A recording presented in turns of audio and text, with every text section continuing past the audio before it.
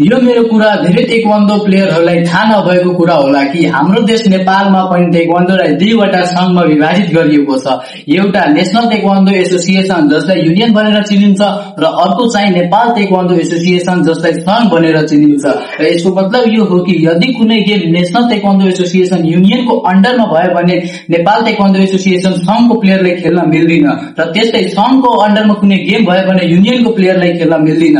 र यसमा घाटा कसको त हामी जस्तो प्लेयरलाई मात्र, किनभने हामीलाई बढी भन्दा बढी गेम खेल्ने अपर्च्युनिटी पाउँदैन र यो संघको प्लेयर हो युनियनको प्लेयर हो भनेर हेप्ने गरिन्छन्। त्यही भएर म धेरै जस्तो प्लेयरलाई राम्रो प्लेयरलाई गेम छोडेर विदेश जान बाध्य भएको हेरेको छु, किनभने राजनीतिको कारण ताइक्वान्डोले एउटा विकसित खेलसम्म पुर्याएको छैन।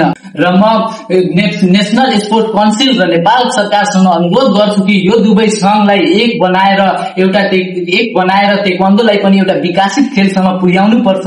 र यदि यो दुवै एसोसिएसन एक भयो भने नेपालमा पनि क्रिकेट फुटबल जस्तै ताइक्वान्डोलाई पनि एउटा विकसित खेलसम्म पुर्याउन सक्छ।